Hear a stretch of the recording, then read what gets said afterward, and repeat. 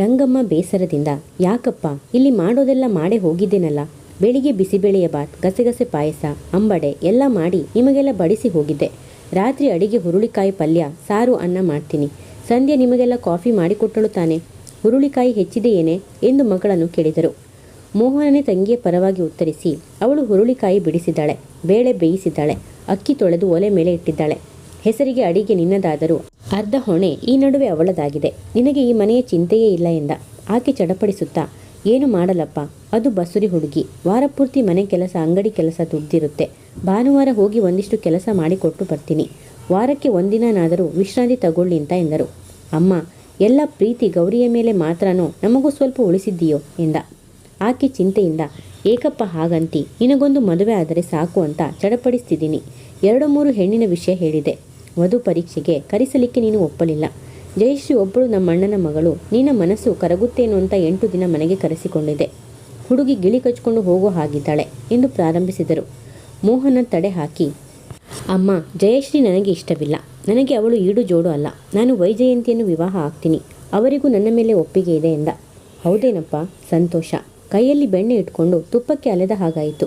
ಹುಡುಗಿ ಕಪ್ಪಗಿದ್ದರೂ ಲಕ್ಷಣವಾಗಿದ್ದಾಳೆ. ನನ್ನ ಮನಸ್ಸಿಗೂ 1000 ಸಲ ಅನಿಸಿತ್ತು.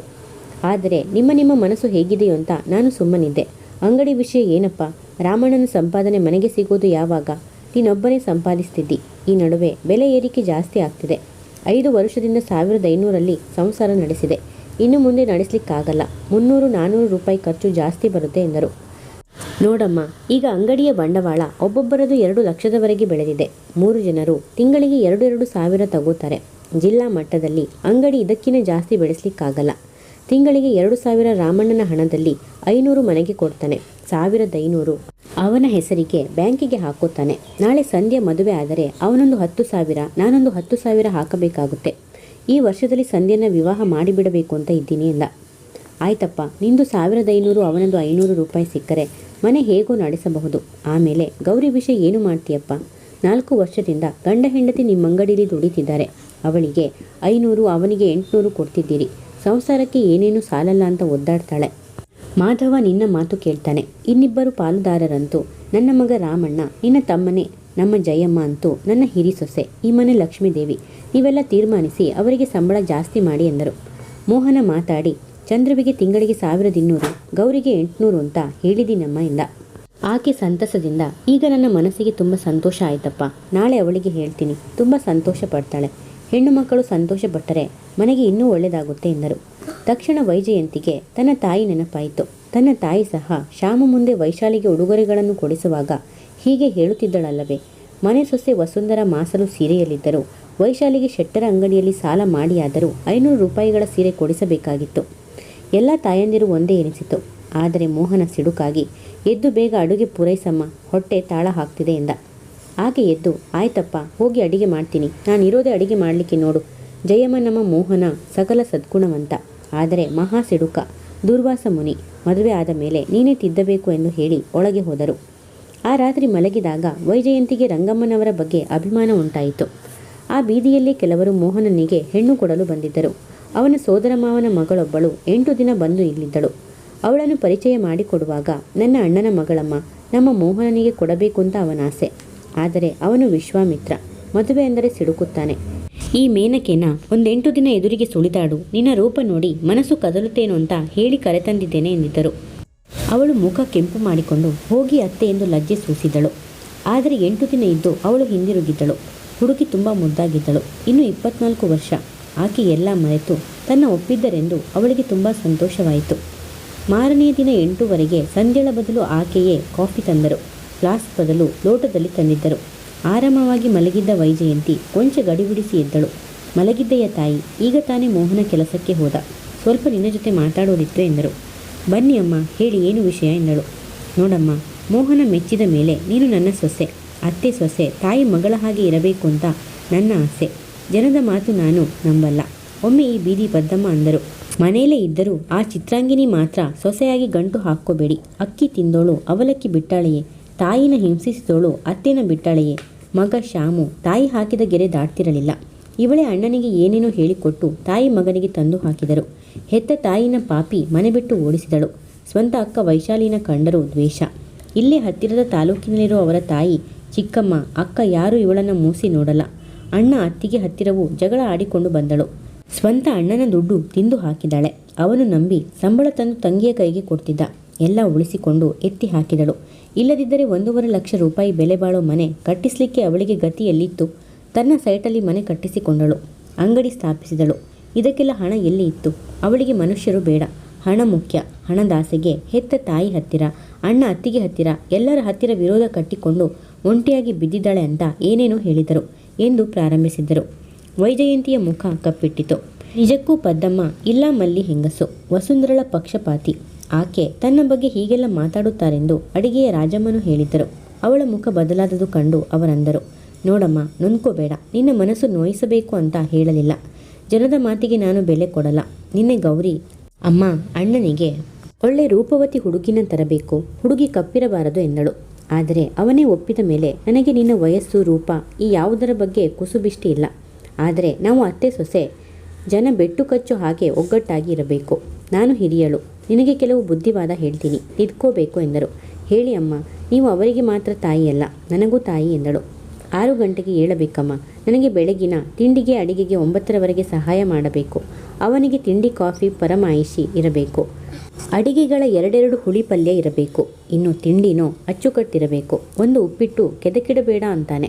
ಬೆಳಿಗ್ಗೆ 6ರಿಂದ 9ರವರೆಗೆ ನೀನು ಸಹಾಯ ಮಾಡಿ 9ವರೆಗೆ ಅಂಗಡಿಗೆ ಹೋಗಬೇಕು. ಅವನಿಗೆ ಈಗ 35 ವರ್ಷ. ಒಬ್ಬಳೆ ಎಷ್ಟು ದುಡಿಲೆ? ಸಂಧ್ಯಾ ಮದುವೆ ಆಗಿ ಹೋಗೋ ಹುಡುಗಿ, ಅವಳನ್ನು ಎಷ್ಟು ನಂಬಲಿ? ನಾನು ನೀನು ಸೇರೆ ಈ ಮನೆ ನೋಡ್ಕೋಬೇಕು ಅಂದರು. ಆಗಲಿ ಅಮ್ಮ ಎಂದಳು. ಇನ್ಮೇಲೆ ರೂಮಿಗೆ ಕಾಫಿ ಊಟ ಬೇಡ, ಈಗಂತೂ ನೀನು ಮನೆ ಹುಡುಗಿ ಆಗಿದ್ದಿ ಎಂದರು. ಅವಳು ಅದಕ್ಕೂ ಒಪ್ಪಿಗೆ ನೀಡಿದಳು. ಸ್ನಾನ ಮಾಡಿ ತಿಂಡಿ ತಿನ್ನಲಿಕ್ಕೆ ಒಳಗೆ ಬಾ ಅಮ್ಮ ಎಂದರು. ಸ್ನಾನ ಮಾಡಿ ಅಡಿಗೆ ಮನೆಗೆ ಬಂದಾಗ ಆಕೆ ತಟ್ಟೆಯಲ್ಲಿ 4 ಇಡ್ಲಿ, ಒಂದಿಷ್ಟು ಚಟ್ನಿ ಹಾಕಿ, ತಗೋಮ್ಮ, ಪಲ್ಯ ಮಾಡಲಿಲ್ಲ. ಅವನ ಪರಿಠಾವಣೆಗೆ ಸ್ವಲ್ಪ ಪಲ್ಯ ಮಾಡಿದೆ ಎಂದರು. ಸಂಧ್ಯೆ ತಬ್ಬಿಬ್ಬಾಗಿ, ಅಮ್ಮ ಬಟ್ಟಲಲ್ಲಿ ಪಲ್ಯ ಇದೆಯಲ್ಲೇ ಎಂದಳು.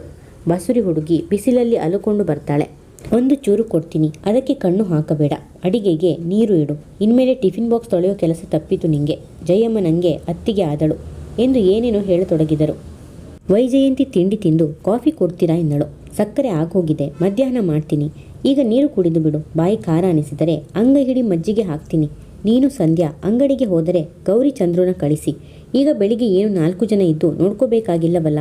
ಪಾಪ ಬಸುರಿ ಹುಡುಗಿ, ಒಂದು ಚೂರು ತಿಂಡಿ ತಿನ್ನಲಿ. ಅದು ಗಂಡನ ಬಿಟ್ಟು ತಿನ್ನಲ್ಲ ಅಂತ ಹಠ ಮಾಡುತ್ತೆ ಎಂದರು. 9ವರೆಗೆ ಅಂಗಡಿಗೆ ಹೋದ ವೈಜಯಂತಿ ಗೌರಿಯನ್ನ ಚಂದ್ರವನ್ನ ಕಳಿಸಿದಳು. ಮತ್ತೆ ಅವರಿಬ್ಬರು ಬಂದದ್ದು 10 ಕಾಲಿಗೆ. 12ವರೆಗೆ ಗೌರಿ ಹೊರಟು ಬಿಟ್ಟಳು. ಅವಳ ಕೈಗೆ ಒಂದು ಟಿಫಿನ್ ಬಾಕ್ಸ್ ತಂದಿತ್ತ ರಂಗಮ್ಮ. 3 ಗಂಟೆ ಬಿಸಿಲಲ್ಲಿ ಪುನಃ ಬರಬೇಡ, ನಾನು ನಿಮ್ಮ ಅತ್ತಿಗೆಯ ಜೊತೆ ಮಾತಾಡಿದ್ದೀನಿ. 6 ಗಂಟೆಗೆ ಬಾ ಎಂದಳು. ಗೌರಿ ಕೊಂಚ ಬೆದರಿ ಅಣ್ಣ ಎಂದಳು. ಅವನ್ಯಾವ ಪುಂಗನೂರು ರಾಜಕುಮಾರ? ಜಯಮ್ಮ ಅಂಗಡಿಯ ಮಾಲೀಕಳು. ನಾವು ಅತ್ತೆ ಸೊಸೆ ಒಂದಾಗಿ ನಿನಗೆ ವಿಶ್ರಾಂತಿ ಕೊಡ್ತಿದ್ದೀವಿ. ಬಸುರಿ ಹುಡುಗಿ ನೀನು. ಹೆಣ್ಣಿನ ವಿಷಯ ಹೆಣ್ಣಿಗೆ ಗೊತ್ತು, ಗಂಡಿಗೆ ಏನು ಗೊತ್ತಾಗುತ್ತೆ ಎಂದರು. ಅಲ್ಲಿಗೂ ಅವಳು ಅನುಮಾನಿಸಿದಾಗ, ನೀನೇ ಹೇಳು ಜಯಮ್ಮ, ಶಂಕದಿಂದ ಬಿದ್ದರೆ ತೀರ್ಥ ಇವಕ್ಕೆ ಎಂದರು. ವೈಜಯಂತಿ ನಗುತ್ತಾ, ಇನ್ಮೇಲೆ ಸಂಜೆ 6ಕ್ಕೆ ಬಂದ್ಬಿಡು, ಮಧ್ಯಾಹ್ನ ನಾನು ಇರ್ತೀನಿ ಎಂದಳು. ಆ ದಿನ 3 ಗಂಟೆಗೆ ವೈಜಯಂತಿ ಊಟಕ್ಕೆ ಬಂದಾಗ, ಇದೊಂದಿಷ್ಟು ಹುರುಳಿಕಾಯಿ ಹೆಚ್ಚಿ ಕೊಟ್ಬಿಡಮ್ಮ, ಪಲ್ಯಕ್ಕೆ ಒಗ್ಗರಣೆಗಿಡ್ತೀನಿ. ಆ ಮಹಾರಾಯಂಗೆ 2 ಬಗೆಯ ಪಲ್ಯಗಳಿರಬೇಕು ಎಂದರು. ಭಾವಿ ಸೊಸೆ ವೈಜಯಂತಿ ತನ್ನ ಹಸಿವು ಆಯಾಸ ಎಲ್ಲ ಮೆಟ್ಟಿ ಹುರುಳಿಕಾಯಿ ಹೆಚ್ಚಿದಳು. ಆಕೆ ತಟ್ಟೆಗೆ ಅನ್ನ, ಚಟ್ನಿ, ಒಂದಿಷ್ಟು ರಾಯಿತ ಹಾಕಿ, ಕೂತ್ಕೊಮ್ಮ, ಊಟ ಮಾಡು ಎಂದರು. ಸೌತೆಕಾಯಿ ರಾಯಿತ, ನಂತರ ತಿಳಿಸಾರನ್ನ ಚಟ್ನಿಯೊಂದಿಗೆ. ಪುನಃ ಮೊಸರನ್ನ ಉಂಡು ಎದ್ದಳು. 3 ಗಂಟೆಗೆ ಅವನು ಬರುತ್ತಿದ್ದ. ಆದರೆ ಊಟ ಮಾಡಿದ ವೈಜಯಂತಿ ಪುನಃ ಅಂಗಡಿಗೆ ಹೋಗಬೇಕಾಯಿತು. ಸಂಜೆ 8ರವರೆಗೆ ದುಡಿಯುವ ಹೊತ್ತಿಗೆ ಆಯಾಸವಾಯಿತು. ಇಲ್ಲೊಂದಿಷ್ಟು ಪಾತ್ರೆ ಇದೆ, ಉಜ್ಜಿ ಹಾಕ್ತೀನಿ, ನೀವಿಬ್ಬರು ಗಲಬರಿಸಿಕೊಳ್ಳಿ ಎಂದರು. ವೈಜಯಂತಿ ಮರು ಮಾತಾಡದೆ ಪಾತ್ರೆ ಗಲಬರಿಸಿದಳು. ಆಗ ಒಳಗೆ ಬಂದು ಮೋಹನ, ಏನಿದು ವಿಚಿತ್ರ ಎಂದ. ಆಕೆ ಗಡುಸಾಗಿ, ಏನು ವಿಚಿತ್ರ? ನಮ್ಮನೆ ಹುಡುಗಿ ಅವಳು. ನಾವು ಅತ್ತೆ ಸೊಸೆ ಯಾವತ್ತೂ ಒಂದು. ನೀನೇ ದೂರ್ವಾಸ ಮುನಿ. ನನ್ನ ಹತ್ತಿರ ಸಿಡುಕಾಡಿದ ಹಾಗೆ ಇವಳ ಹತ್ತಿರವೂ ಹೊರಟಾಗಿರಬೇಡ. ತವರು ಮನೆ ಕಡೆ ಸುಖ ದುಃಖ ಹೇಳಿಕೊಳ್ಳಿಕ್ಕೆ ಅವಳಿಗೆ ತನ್ನವರಾಗಿ ಯಾರಿದ್ದಾರೆ? ನಾನೇ ಅವಳಿಗೆ ತಾಯಿ, ಅತ್ತೆ ಎಲ್ಲ ಎಂದರು. ಊಟ ಹಾಕು, ನಿನ್ನ ಭಾಷಣ ಸಾಕು ಎಂದ. ಆಕೆ ಮಗನಿಗೆ ಪಲ್ಯ, ಚಟ್ನಿ, ಉಪ್ಪಿನಕಾಯಿ, ಬಿಸಿ ಸಾರಿನ ಊಟ ಬಡಿಸಿದರು. ಆದರೆ ರಾತ್ರಿ ರಾಮು, ಸಂಧ್ಯಾ ಇಬ್ಬರ ಜೊತೆ ಕೂತ ಅವಳಿಗೆ ಬಿಸಿ ಸಾರು, ಅನ್ನ, ಉಪ್ಪಿನಕಾಯಿ ಊಟ ಮಾತ್ರ ಆಯಿತು. ಊಟ ಮುಗಿಸಿ ಅವಳು ಹೋಗುವಾಗ, ಅತ್ತಿಗೆ ನಾದಿನಿ ಸೇರಿ ಎಲೆಗೋಮಿ ಮಾಡಿಬಿಡಿ, ಆಮೇಲೆ ನನ್ನ ಊಟ ಆದ ಮೇಲೆ ಕಸ ಮುಸುರೆ ನಾನೇ ಮಾಡ್ತೀನಿ ಎಂದರು. ಮಂತ್ರಕ್ಕೆ ಬಂಧಿತವಾದ ಸರ್ಪದಂತೆ ಅವರು ಹೇಳಿದ್ದೆಲ್ಲ ಮಾಡಿ ರೂಮಿಗೆ ಹೋದವಳು. ಅತ್ತಿಗೆ ರೂಮಿನಲ್ಲಿ ನೀನು ಮಲಗಿಕೊ ಹೋಗೆ, ಇಬ್ಬರು ಬೆಳಿಗ್ಗೆ 6 ಗಂಟೆಗೆ ಎದ್ದು ಬನ್ನಿ ಎಂದರಾಕೆ. ಮಾರನೆಯ ದಿನ 6 ಗಂಟೆಗೆ ವೈಜಯಂತಿ ಎದ್ದು ಬಂದಾಗ ಕಾಫಿ ನೀಡಿದ ಆಕೆ, ಪೂರಿ ಹಿಟ್ಟು ಕಲಸಿದ್ದೀನಿ, ನೀನು ಲಟ್ಟಿಸಿಕೊಡು. ಈಗ ಮೊದಲು ಹುರುಳಿಕಾಯಿ, ಸೊಪ್ಪು, ಆಲೂಗಡ್ಡೆ, ಈರುಳ್ಳಿ ಹೆಚ್ಚಿಕೊಡು. ನಾನು ಕಾಫಿ ಮಾಡಿ ಪುಡಿ ಕುಟ್ಕೋತೀನಿ ಎಂದರು. ಸಂಧ್ಯೆ ಹೊರಗೆ ಕಸ ಗುಡಿಸುವುದರಲ್ಲಿ ಮಗ್ನಳಾಗಿದ್ದಳು. ಕೆದರಿದ ತಲೆಯಲ್ಲಿ ತರಕಾರಿ ಹೆಚ್ಚುತ್ತಿದ್ದ ವೈಜಯಂತಿಯನ್ನು ನೋಡಿದ ಮೋಹನ. 1 ವಾರ ಕಳೆಯಿತು. ಆ ದಿನ ಭಾನುವಾರ. ಹಾಲುಬಾಯಿ ಹಾಗೂ ಅಂಬಡೆ, ಕೊಬ್ಬರಿ ಚಿತ್ರಾನ್ನ, ಗಸಗಸೆ ಪಾಯಸ ಮಾಡಿದ್ದರು. 6 ಗಂಟೆಗಿದ್ದ ವೈಜಯಂತಿಗೆ ಬಿಡುವಿಲ್ಲದಷ್ಟು ಕೆಲಸ. 1 ಗಂಟೆಯ ಹೊತ್ತಿಗೆ ಆಕೆ ಕ್ಯಾರಿಯರ್ಗಳನ್ನು ತುಂಬಿಸಿಕೊಂಡು ಮಗಳ ಮನೆಗೆ ಹೊರಟರು. ಇದೇನು ನಿಮ್ಮ ಅವಸ್ಥೆ ವೈಜಯಂತಿ? 1 ವಾರದಲ್ಲಿ ನೀವು ಹೇಗಾಗಿದ್ದೀರಾ ಗೊತ್ತೇ ಎಂದ ಮೋಹನ. ಅಣ್ಣ 9ರಿಂದ ರಾತ್ರಿ 8ರವರೆಗೆ ಅತ್ತಿಗೆಗೆ ಅಂಗಡಿಯ ದುಡಿತ ಶುರುವಾಗಿದೆ, ರಾಮಣ್ಣ ದುಗುಡದಿಂದ ಹೇಳಿದ. ಸಂಧ್ಯೆ ಬೇಸರದಿಂದ 6 ಗಂಟೆಯಿಂದ 9ರವರೆಗೆ ಈ ಮನೆ ದುಡಿತ, ಊಟ ತಿಂಡಿಲಿ ಸಹ ತುಂಬ ವಂಚನೆ ಮಾಡ್ತಾಳಣ್ಣ. ಅತ್ತಿಗೆಗೆ ನಮಗೆ ಏನು ಸರಿಯಾಗಿ ಬಡಿಸಲ್ಲ. ಆ ಮಗಳ ಮನೆಗೆ ತುಂಬಿ ಕೊಡೋದ್ರಲ್ಲೇ ಆನಂದ. ಬೆಳಿಗ್ಗೆ 8ಕ್ಕೆ ಬರ್ತಾಳೆ ಗೌರಿ. 9ವರೆಗೆ ಇಲ್ಲಿ ಕರೆದು ಗಂಡ ಹೆಂಡತಿಗೆ ತಿಂಡಿ ಆತಿಥ್ಯ, ತಿರ್ಗಾ ಕಾಫಿ. 12ವರೆಗೆ ಹೋಗಬೇಕಾದರೆ ಪಲ್ಯ ಹುಳಿ ಕೊಡ್ತಾಳೆ. ಪುನಃ ಅವಳು ಬರಲ್ಲ. ಅತ್ತಿಗೆಗೆ ಮಧ್ಯಾಹ್ನದ ನಿದ್ರೆ ಸಹ ಇಲ್ಲ ಎಂದಳು. ಮೋಹನ ನಗುತ್ತಾ, ನೀವು ಇದೆಲ್ಲ ಏಕೆ ಸಹಿಸ್ತೀರಿ ವೈಜಯಂತಿ ಎಂದ. ವೈಜಯಂತಿ ತಲೆ ತಗ್ಗಿಸಿ, ಒದಗಿ ಬಂದ ವಿವಾಹ ತಪ್ಪಬಾರದು ಅಂತ. ಈ ಬೀದಿಲೇ ನಿಮ್ಮ ತಾಯಿಗೆ ನನ್ನ ಮೇಲೆ ಚಾಡಿ ಹೇಳಿದ ಪುಣ್ಯಾತ್ಮರಿದ್ದಾರೆ. ಹೆತ್ತ ತಾಯಿನ ಮನೆ ಬಿಟ್ಟು ಓಡಿಸಿದವಳು, ಅಣ್ಣ ಅತ್ತಿಗೆ ಜೊತೆ ಜಗಳ ಕಾಯ್ದು ಬಂದವಳು, ಸ್ವಂತ ಅಕ್ಕನ್ನೇ ದ್ವೇಷಿಸಿದವಳು, ಹೀಗೆ ಬಿರುದುಗಳಿವೆ ನನಗೆ. ಇದೆಲ್ಲ ಗಣನೆಗೆ ತಾರದೆ ಸೊಸೆ ಮಾಡಲಿಕ್ಕೆ ಒಪ್ಕೋತಿದ್ದೀನಿ ಅಂತ ಅಂದರು. ಪುನಃ ಇಲ್ಲಿಯೂ ಘರ್ಷಣೆ ಆಗಬಾರದು, ಕೊಂಚ ಕಷ್ಟವಾದರೂ ಹೊಂದ್ಕೋಬೇಕು ಅಂತಿದ್ದೀನಿ ಎಂದಳು. ಆದರೆ ನಿಮಗೆ ಶೋಷಣೆ ಆಗೋದನ್ನು ನಾನು ಖಂಡಿತ ಸಹಿಸಲಾರೆ ವೈಜಯಂತಿ. ಒಬ್ಬ ಬಡ ಹುಡುಗಿನ ಸೊಸೆಯಾಗಿ ಸ್ವೀಕರಿಸಿಲ್ಲ ಆಕೆ. ಹಿಂದೆ ನಾನು 10 ವರ್ಷ ಕತ್ತೆ ದುಡಿತ ದುಡಿದಿದ್ದೆ. ಬಂದದ್ದೆಲ್ಲ 1 ಪೈಸೆ ಇಟ್ಟುಕೊಳ್ಳದೆ ನಮ್ಮ ತಾಯಿಗೆ ಕೊಡ್ತಿದ್ದೆ.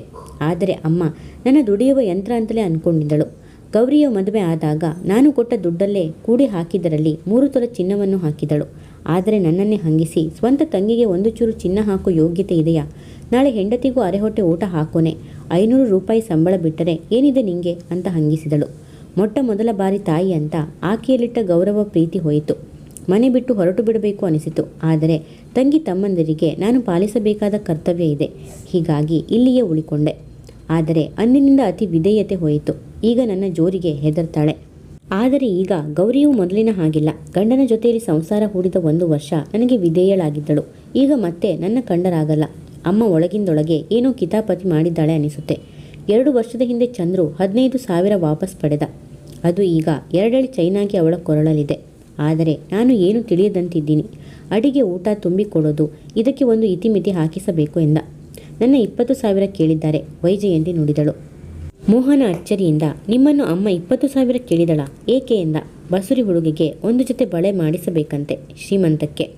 ಜೊತೆಗೆ ಅವರ ದೊಡ್ಡಪ್ಪನ ಮಗ ಒಬ್ಬ ಆಗಾಗ ಬರ್ತಾನಲ್ಲ, ರಾಜೇಶ್ ಅಂತ, ಅವನಿಗೆ ಸಂಧ್ಯೆಯನ್ನು ಕೊಟ್ಟು ವಿವಾಹ ಮಾಡ್ತಾರಂತೆ. ಮದುವೆಗೆ 2 ತೊಲೆ ಚಿನ್ನ ಹಾಕಬೇಕಂತೆ ಎಂದಳು. ನೀವು ಇದಕ್ಕೆಲ್ಲ ಒಪ್ಪಬೇಡಿ. ಕೆಲಸ ಕಾರ್ಯಕ್ಕೂ ಅಷ್ಟೇ. ನನಗೆ ರೂಢಿ ಇಲ್ಲ, ಮಾಡಲ್ಲ ಅನ್ನಿ. ಮುಂದಿನ ಎಲ್ಲ ವಿಷಯ ನಾನು ನೋಡ್ಕೋತೇನೆ ಎಂದ. ಸದ್ಯ ನಿಮ್ಮ ಬಲ ಅಷ್ಟಿದ್ರೆ ಸಾಕು ಎಂದಳು ವೈಜಯಂತಿ. ಮಾರನೆಯ ದಿನ ವೈಜಯಂತಿ 6 ಗಂಟೆಗೆ ಎದ್ದು ಬರಲಿಲ್ಲ. ರಂಗಮ್ಮ ದೊಡ್ಡ ದನಿಯಲ್ಲಿ ಕೂಗುತ್ತಾ, ಲೇ ಜಯ, ಏಳೆ 6:15 ಆದರೂ ಎಂಥ ಸುಡುಗಾಡು ನಿದ್ರೆಯೇ ನಿಂದು.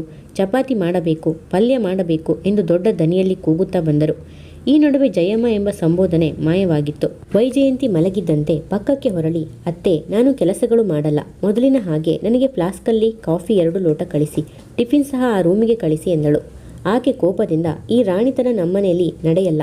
ನಮ್ಮನೆ ಸೊಸೆ ಆದ ಮೇಲೆ ಕಷ್ಟಪಟ್ಟು ದುಡಿಯಬೇಕು. ಸೋಮಾರಿತನ ಎಳ್ಳಷ್ಟು ನಾನು ಸಹಿಸಲ್ಲ ಎಂದರು. ಅಮ್ಮ, ಅವರ ಮನೆಯಲ್ಲಿ ಅವರಮ್ಮ ಈ ರೀತಿ ಹಗಲು ರಾತ್ರಿ ದುಡಿಸಿ ಬೆಳೆಸಿಲ್ಲ. ಅವರು ಲಕ್ಷಾಧೀಶರು. ಈಗ ಈ ಮನೆಯೇ 2 ಲಕ್ಷ ರೂಪಾಯಿ ಬಾಳುತ್ತೆ.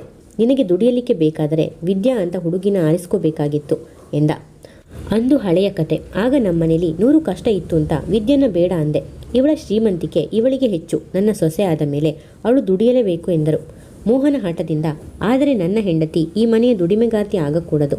ನಾನು 20ನೇ ವರ್ಷದಿಂದ ಈ ಮನೆಗೆ ಯಂತ್ರದಂತೆ ದುಡಿದಿದ್ದೀನಿ. ಆದರೆ ನನ್ನ ಹಾಗೆ ಕಡು ಬಡತನದಿಂದ ಬಂದವಳಲ್ಲ ವೈಜಯಂತಿ. ನಿನ್ನ ಅಂಕೆಗೆ ಸಿಕ್ಕಿ ಅವಳು ನರಳಕೂಡದು ಎಂದ. ಹಾಗಿದ್ದರೆ ನಾನು ಈ ಮದುವೆಗೆ ಒಪ್ಪಲ್ಲ ಎಂದರಾಕೆ. ನಿನ್ನ ಒಪ್ಪಿಗೆ ಬೇಕಾಗೇ ಇಲ್ಲ ಎಂದ ಮೋಹನ. ಹಾಗಿದ್ದರೆ ನಾನು ರಾಮುನ ಕರಕೊಂಡು ಬೇರೆ ಹೋಗ್ತೀನಪ್ಪ. ನಿನ್ನ ಹೆಂಡತಿ, ಅವಳ ಮನೆ ನಿಂಗೆ ಇರಲಿ. ರಾಮು, ನಿನ್ನ 2 ಲಕ್ಷ ರೂಪಾಯಿ ಬಂಡವಾಳ ತಗೊಂಡು ನೀನು ಬಾ. ಚಂದ್ರು 50,000 ಹಾಕ್ತಾನೆ. ಅವನ ದೊಡ್ಡಪ್ಪನ ಮಗ ರಾಜೇಶ್ದೇ ಆ ಬೀದಿಲಿ ಅಂಗಡಿ ಮನೆ ಇದೆ. ಅದನ್ನೇ ಬಾಡಿಗೆಗೆ ಕೊಡ್ತಾನೆ. ನಿನಗೆ ಯಾವ ಓಡಾಟದ ಕೆಲಸನೂ ಇಲ್ಲ. ಚಂದ್ರು ರಾಜೇಶ್ ಬೇರೆ ಊರಿಗೆ ಹೋಗಿ ಮಾಲು ತರೋದು ಎಲ್ಲ ಮಾಡ್ತಾರೆ. ಹಿಂದೆಯೇ ಆ ರಾಜೇಶ ತನ್ನ ಮನೆಯನ್ನು ಬಾಡಿಗೆ ಕೊಡ್ತಾನೆ. ಸಂಧ್ಯಾನ ಅವನಿಗೆ ಕೊಟ್ಟು ವಿವಾಹ ಮಾಡೋಣ ಅಂತಿದ್ದೀನಿ. ನಾವೆಲ್ಲ ಒಟ್ಟಾಗಿರೋಣ, ಚಂದ್ರು ಹೇಳ್ತಾನೆ ಇದ್ದ. ರಾಮಣ್ಣ ಕುಂಟ ಅಂತ ನಿಮ್ಮ ಮೋಹನ ಅವನಿಗೆ ಮೋಸ ಮಾಡ್ತಿದ್ದಾನೆ. ಅಂಗಡಿಲಿ ಆಗೋ ಆ ಬಿರುಸಿನ ವ್ಯಾಪಾರ ನೋಡಿದರೆ ತಿಂಗಳಿಗೆ ಒಬ್ಬೊಬ್ಬರ ಪಾಲಿಗೆ 5-6 ಸಾವಿರ ರೂಪಾಯಿಗಳ ಸಂಪಾದನೆಯೇ ಇರಬೇಕು. ಆದರೆ 2,000 ಅಂದರೆ ಏನರ್ಥ ಅಂತ? ಅಲ್ಲಿ ಬಾ, ಚಂದ್ರುನ ನಂಬು, ಹಣದ ಸುರಿಮಳೆ ಆಗುತ್ತೆ. ಜೊತೆಗೆ ಬಂಗಾರದ ಗೊಂಬೆ ಇದ್ದಾಗೆ ಇದ್ದಾಳೆ. ಜಯಶ್ರೀಯನ್ನ ನಿನಗೆ ವಿವಾಹ ಮಾಡಿಸ್ತೀನಿ. ಅವನೊಬ್ಬ ಟೈಲರ್, 600-800 ರೂಪಾಯಿಗಳನ್ನು ಸಂಪಾದಿಸೋನು. ಅವನನ್ನು ಅವಳು ವಿವಾಹ ಆಗಲ್ಲ. ನೀನಾದರೆ ಲಕ್ಷಾಧೀಶ. ಅವಳು ನಿನ್ನನ್ನು ವಿವಾಹವಾಗಲಿಕ್ಕೆ ಒಪ್ತಾಳೆ ಎಂದರು. ರಾಮಣ್ಣ ಬೇಸರದಿಂದ, ಅಮ್ಮ, ನಾನು ಅಣ್ಣನಿಗೆ ದ್ರೋಹ ಮಾಡಿ ಖಂಡಿತ ಬರಲ್ಲ. ಕಾಲಿಲ್ಲದ ನನಗೆ ಇವತ್ತು ಜೀವನದಲ್ಲಿ ಒಂದು ದಾರಿ ಮಾಡ್ದೋನೆ ಅಣ್ಣ. ಇವತ್ತು ನಾನು ಲಕ್ಷಾಧೀಶನಾಗಿ ಇರಲಿಕ್ಕೆ ಅಣ್ಣನೇ ಕಾರಣ ಎಂದ. ಕಾಲಿಲ್ಲದೆ ಏನು, 2 ಕಾಲಿದೆ, ಒಂದು ಚೂರು ಕುಂಟ್ತಿ. ಈಗ ನೀನು ಲಕ್ಷಾಧೀಶ ಇದ್ದಿ. ತಿಂಗಳಿಗೆ ಸಾವಿರಾರು ರೂಪಾಯಿಗಳ ಸಂಪಾದನೆ ಇದೆ. ಜಯಶ್ರೀ ನಿನ್ನ ವಿವಾಹವಾಗಲಿಕ್ಕೆ ಒಪ್ತಾಳೆ. ನಿಮ್ಮಣ್ಣ ನಿನಗೇನು ಮಹಾ ಉದ್ಧಾರ ಮಾಡಿದ್ದಾನೆ. ನಾನು ಆ ದಾಯಾದಿಗಳಲ್ಲಿ ಹೊಡೆದಾಡಿ ನಿಮ್ಮ ಪಾಲಿನ ಲಕ್ಷ ತಂದೆ. ಆ ನಿನ್ನ ಪಾಲಿನ ಹಣದಲ್ಲಿ 20,000ದಲ್ಲಿ ಅಂಗಡಿ ಹಾಕಿಕೊಟ್ಟ. ಬೇರೆ ಊರಿಂದ ಮಾಲು ತರೋದು, ಬಂಡವಾಳವನ್ನು ಮುಂದುವರಿಸೋದು ಮಾಡಿದ್ದಾನೆ. ಚಂದ್ರುನ ನಂಬಿದರೂ ಇಷ್ಟು ಆಗೇ ಆಗುತ್ತೆ. ಇದು ಪೇಟೆ ಅಂಗಡಿಗಳಿಗೆಲ್ಲ ಹತ್ತಿರವಾದ ಏರಿಯಾ. ಇಲ್ಲಿ ಪೇಟೆಯಲ್ಲಿ ಭರ್ಜರಿಯಾದ ಕೆಲವು ಇದೇ ತರಹದ ಅಂಗಡಿಗಳಿವೆ. ಹೀಗಾಗಿ ನಿಮಗೆ ವ್ಯಾಪಾರ ಕಡಿಮೆ. 2,000 ಸಂಪಾದನೆ ಅಂದರೆ ಏನರ್ಥ? ಅಲ್ಲಿ ಚಂದ್ರು ಅವನ ಮಾವನ ಮಗ ರಾಜೇಶ್ ಶಾಸ್ತ್ರಿ ಬಡಾವಣೆಯಲ್ಲಿ ಕಟ್ಟಿಸಿರೋ ಮನೆ ಅಂಗಡಿ ಹಿಡಿತಾನೆ. ಆ ಕಡೆ ಬಡಾವಣೆಯಲ್ಲಿ ಒಂದು ಅಂಗಡಿ ಇಲ್ಲ. 4-6 ಮೈಲಿ ನಡೆದು ಈ ಕಡೆ ಪೇಟೆಗೆ ಬರಬೇಕು ಆ ಜನ. ಅಲ್ಲಿ ಅಂಗಡಿ ಹೂಡಿದ್ರೆ ಒಳ್ಳೆ ವ್ಯಾಪಾರ ಆಗುತ್ತೆ ಅಂತಾನೆ. ಅವನು 50,000 ಬಂಡವಾಳ ಹಾಕ್ತಾನೆ. ರಾಜೇಶ್ಗೆ ನಮ್ಮ ಸಂಧ್ಯಳ ಮೇಲೆ ತುಂಬ ಇಷ್ಟವಿದೆ. ಒಂದು ಮನೆ, 2 ಅಂಗಡಿ ಕಟ್ಟಿಸಿದ್ದಾನೆ. ತಂದೆ ತಾಯಿ ಯಾರಿಲ್ಲ. ಆ ಹಳ್ಳಿಲಿರೋ ಅಣ್ಣ ಅತ್ತಿಗೆ ಅವರನ್ನು ಜಾಸ್ತಿ ಹಚ್ಚಿಕೊಂಡಿಲ್ಲ. ಗೌರಿ ಹಾಗೂ ಗೌರಿಯ ಗಂಡ ಚಂದ್ರುನ ಜಾಸ್ತಿ ಹಚ್ಚಿಕೊಂಡಿದ್ದಾನೆ. ಅವನನ್ನು ಮದುವೆ ಆದರೆ ಸಂಧ್ಯಾ ಸುಖವಾಗಿರ್ತಾಳೆ ಎಂದ. ನೋಡಮ್ಮ, ಊರಿನ ಮುಖ್ಯ ಕೇಂದ್ರ, ಪೇಟೆ, ಶಾಲೆ ಎಲ್ಲಕ್ಕೂ ಸಮೀಪವಾಗಿರೋ ಈ ಏರಿಯಾದಲ್ಲಿ ಅಂಗಡಿ ಇರೋದು ನನ್ನ ಪುಣ್ಯ. ಇಲ್ಲಿಂದ ಅಂಗಡಿ ಬದಲಾಯಿಸಿ ನಾನು ಎಲ್ಲಿಯೂ ಬರಲ್ಲ. ರಾಜೇಶ್ಗೆ 30 ವರ್ಷ ಏನೂ ಉದ್ಯೋಗ ಇಲ್ಲದೆ ಒದ್ದಾಡ್ತಿದ್ದಾನೆ. ಶಾಸ್ತ್ರಿ ಬಡಾವಣೆಯಲ್ಲಿ ಅವನು ಕಟ್ಟಿಸಿರೋ ಮನೆ ಅಂಗಡಿ 6 ವರ್ಷದ ಹಿಂದೆ 50,000 ರೂಪಾಯಿ ಖರ್ಚಿಂದು. ಅವನು ಅಲ್ಲಿ ನಡೆಸಲಿಕ್ಕೆ ಹೋದ ಆ ದಿನಸಿ ಅಂಗಡಿನೂ ವ್ಯಾಪಾರ ನಡೆಯದೆ ನಿಂತು ಹೋಯಿತು. ಇಂಥವನಿಗೆ ತಂಗಿನ ಏಕೆ ಕೊಡಬೇಕು ಎಂದ. ಅಂಗಡಿ ನಡೆದೇ ಇದ್ದರೆ ಏನಂತೆ? ಮನೆ ಅಂಗಡಿಗಳನ್ನು ಬಾಡಿಗೆಗೆ ಕೇಳ್ತಿದ್ದಾರೆ. ಒಂದು ಹಾಲು, ಒಂದು ರೂಮು ಹಾಗೂ ಅಡಿಗೆ ಮನೆ, ಬಚ್ಚಲು ಮನೆ ಇದೆ. ಮಹಡಿಯ ಮೇಲೆ 2 ಅಂಗಡಿ, 2 ರೂಮ್ಗಳಿವೆ. ತಿಂಗಳಿಗೆ 1,500 ರೂಪಾಯಿಗಳವರೆಗೆ ಬಾಡಿಗೆ ಬರುತ್ತೆ. ಅವನಿಗೆ 30 ಆದರೆ ಇವಳೇನು ಎಳೆಯ ಹುಡುಗಿನ, ಇವಳಿಗೂ 24 ವರ್ಷ ಆಯಿತು ಎಂದರು. ಆದರೆ ಅವನ ಅಹಂಕಾರ ಕಡಿಮೆ ಇವೆಯೇನಮ್ಮ. 30,000 ವರದಕ್ಷಿಣೆ ಬೇಕು, 10,000 ರೂಪಾಯಿ ಖರ್ಚು ಮಾಡಿ ವಿವಾಹ ಮಾಡಿ ಅಂತಾನೆ. ನಾನಂತೂ ನನ್ನ ಅಣ್ಣನ ಬಿಟ್ಟು ಬರಲ್ಲ. ನೀನು ತೋರಿಸಿದ ಆ ಜಯಶ್ರೀಯನ್ನು ವಿವಾಹವಾಗಲ್ಲ ಎಂದ. ರಂಗಮ್ಮ ಕೋಪದಿಂದ, ನಿಮ್ಮ ಗಂಡು ಮಕ್ಕಳ ಯೋಗ್ಯತೆಯೇ ಇಷ್ಟು. ಇರಲೇಳು, ನಾನೇನು ನಿಮ್ಮನ್ನು ನಂಬಿಲ್ಲ. ನಾನು ದಾಯಾದಿಗಳಿಂದ ಹೊಡೆದಾಡಿ ತಂದ ಹಣದಲ್ಲಿ ಎಲ್ಲರದು 20,000 ಅಂತ ಹೇಳಿದ್ದೆ. ಎಲ್ಲ ಒಟ್ಟಾಗಿದ್ದು ನೀನು ನನಗೆ ವಿಧೇಯನಾಗಿರೋವರೆಗೆ ಈ ಹಣವನ್ನು ನೋಡಿಕೊಳ್ಳೋ ಭಾರ ನಿನ್ನದು ಅಂತ ಹೇಳಿದ್ದೆ. ಈಗ ಅವನು ಹೆಂಡತಿಗೆ ವಶನಾಗಿ ಅವಳಿಗೆ ಕಾಫಿ ಊಟ ತಂದಿಡೋ ದಾಸಿ ಹಾಗೆ ನನ್ನ ದುಡಿಸಿದರೆ ನಾನ್ಯಾಕೆ ಇಲ್ಲಿರಲಿ? ನನ್ನ ಪಾಲಿನ 20,000, ಗೌರಿ ಪಾಲಿನ 20,000, ಸಂಧ್ಯಾ ಪಾಲಿನ 20,000 ಕೊಟ್ಟುಬಿಡಿ. ನಾನು ಗೌರಿಯ ಮನೆಗೆ ಹೋಗ್ತೀನಿ. ಆ ಒಂಟಿ ಕೋಣೆಯ ವಾಸ ಅವರಿಗೂ ಸಾಕಾಗಿದೆ. ಶಾಸ್ತ್ರಿ ಬಡಾವಣೆಯ ಆ ಮನೆಗೆ ಹೋಗ್ತಾರೆ. ಸ್ವಂತ ಅಂಗಡಿ ಹೂಡ್ತಾನೆ. ತಂಗಿ ಮದುವೆಯ ಖರ್ಚು ಅಂತ ಪಾಪ ಪುಣ್ಯ ಭೀತಿ ಇದ್ದರೆ 50,000 ರೂಪಾಯಿ ಕೊಡ್ರೆ ಇಬ್ಬರು ಎಂದರು. ಪ್ರಿಯ ವೀಕ್ಷಕರೇ, ಈ ಕಥೆ ನಿಮಗೆ ಇಷ್ಟವಾದರೆ ಒಂದು ಲೈಕ್ ಮಾಡಿ, ಕಮೆಂಟ್ಸ್ ಮಾಡಿ, ಶೇರ್ ಮಾಡಿ. ಹೊಸದಾಗಿ ನಮ್ಮ ಚಾನಲ್ನ ನೋಡ್ತಾ ಇದ್ದರೆ ಸಬ್ಸ್ಕ್ರೈಬ್ ಮಾಡ್ಕೊಂಡು ನೋಡಿ ಮತ್ತು ಬೆಲ್ ಐಕಾನ್ ಕ್ಲಿಕ್ ಮಾಡಿ. ಇದರಿಂದ ನನ್ನ ಎಲ್ಲ ವಿಡಿಯೋಗಳ ನೋಟಿಫಿಕೇಷನ್ ನಿಮಗೆ ಬೇಗನೆ ತಲುಪುತ್ತದೆ. ಕಥೆ ಕೇಳಿದ್ದಕ್ಕೆ ಧನ್ಯವಾದಗಳು.